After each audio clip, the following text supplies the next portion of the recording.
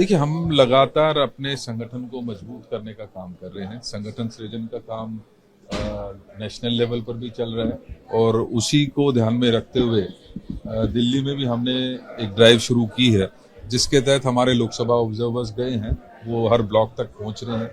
वहाँ के जो वर्किंग है, वहाँ के ब्लॉक प्रेसिडेंट्स हैं, वहाँ के नेता हैं, उनकी किस तरीके की वर्किंग है, कैसे इम्प्रूव किया जा सकता है, क्या कुछ किया जा सकता है। और इसके साथ साथ जो डिस्ट्रिक्ट की हमारे ऑब्जर्वर्स हैं तथा डिस्ट्रिक्ट के जो प्रधान हैं, इसके साथ साथ हमारे फ्रंटल्स के डिपार्टमेंट्स के अध्यक्ष, वो मंथली मीटिंग, रिव्यू मीटिंग, हमने पिछले महीने क्या कुछ किया है, आगे क्या कुछ करना बाकी है, किस तरीके से उसको आगे बढ़ाएंगे, उन्हीं सभी चीज़ों के ऊपर चर्चा लगातार हमारी रूटीन में चलती रहती है। और ये मंथली मीटिंग है।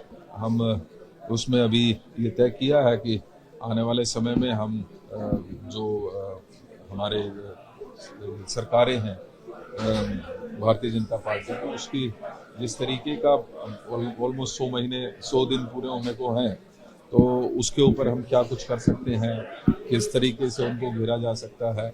क्योंकि लगातार जो लोगों की उम्मीदें थी, भारतीय जनता पार्टी उनके ऊपर तो खरा उतर नहीं रही है। चाहे वो 2,500 की बात हो, चाहे बच्चों के लिए हो, पानी की समस्या हो, बिजली में अभी आपने देखा होगा किस तरीके से उन्होंने अंडरहैंड करते हुए कुछ लोगों को फायदा देने की कोशिश की गई है।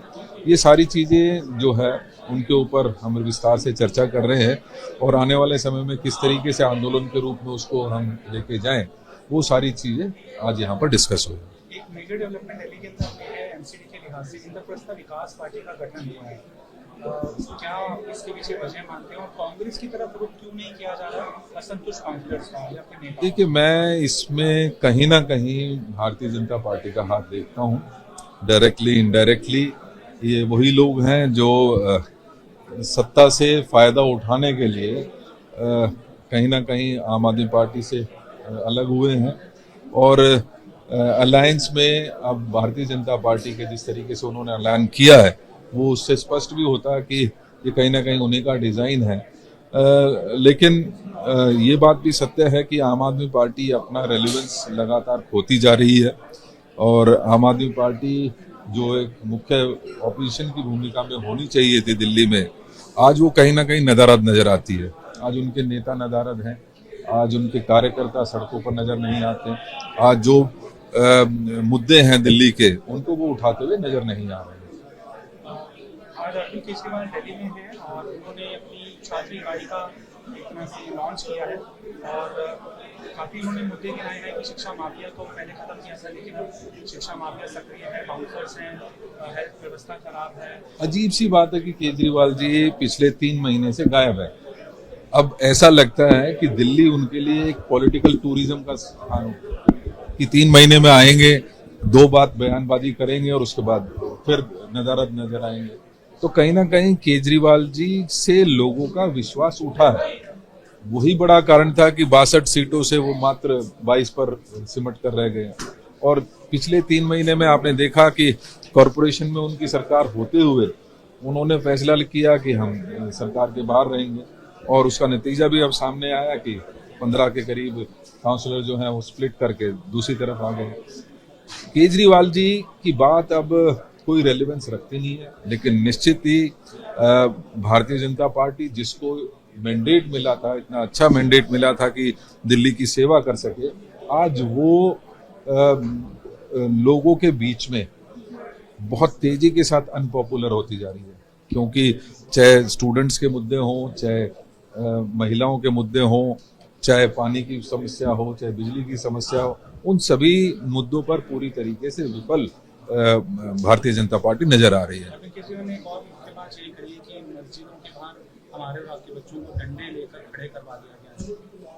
मैंने कहा कि आप की प्रायोरिटीज क्या हैं, आप दिल्ली में चाहते क्या हैं, वो क्लैरिटी उनके पास अब नहीं बची है। उनका कहीं ना कहीं मन जो है पंजाब में पड़ा हुआ है, सत्ता के पूरी तरीके से आसीन हो चुके हैं। पिछले 3 महीने से जब से सरकार यहाँ से गई है, पिछले 3 महीने से लगातार उनको पंजाब की राजनीति में दखलंदाजी करते हुए देखा गया है। तो वो पंजाब की राजनीति करें, यहाँ पर एक भारतीय जनता पार्टी काफ़ी है देश को धार्मिक मुद्दों पर बांटने के लिए। हमें ऐसे कोई व्यक्ति नहीं चाहिए जो धार्मिक रूप से भावनाओं को भड़काने की कोशिश करे। दिल्ली में हमेशा से हम एकजुट रहे हैं और मैं चाहूंगा कि दिल्ली ना भारतीय जनता पार्टी के बहकावे में आए, ना आम आदमी पार्टी के बहकावे में आकर अपने काम की तरफ हमें उनको ध्यान देना चाहिए। अमित मालवीय ने जो एक्स्ट्रा पोस्ट किया है, राहुल गांधी को कहा है कि पाकिस्तान की भाषा बोल रहे हैं, निशाने पाकिस्तान, उनको सम्मान दिया जाना चाहिए। एक बहुत ही इररेलेवेंट से व्यक्ति हैं अमित जी। वो हर बात पर अननेसेसरी इस तरीके से कोई ना कोई बयानबाजी लगातार मैंने देखा करते रहे हैं। लेकिन आज जब पूरी विपक्ष ने जो सरकार है उसके साथ खड़े होकर इतनी सॉलिडारिटी के साथ ऑपरेशन सिंदूर को सफलता के लिए अपना सहयोग दिया, आज इस तरीके की बातें कहीं ना कहीं उनके अंदर जो चोर है वो सामने नजर आ रहा है।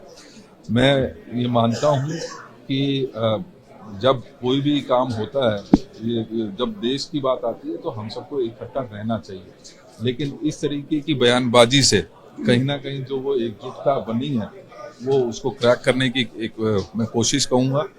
और अमित जी को मैं किसी भी प्रकार से रेलिवेंट नहीं मानता। उनको कोई हमें प्रूफ देने की जरूरत नहीं है कि कौन राष्ट्रवादी है और कौन राष्ट्र के विरोध में काम कर रहा है।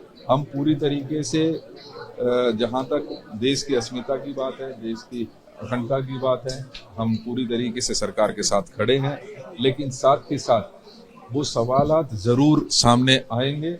जब भी कुछ विफलताओं की बात है तो विफलताओं को भी हमें उसी तरीके से उसी ग्रेस के साथ देना चाहिए। सर, इससे जुड़ा एक सवाल है। रोहन गुप्ता ने भी सवाल खड़े किया। उन्होंने कहा कि 2012 में जब कांग्रेस की सरकार थी तो ऐसा था कि 75%। कौन रोहन गुप्ता है?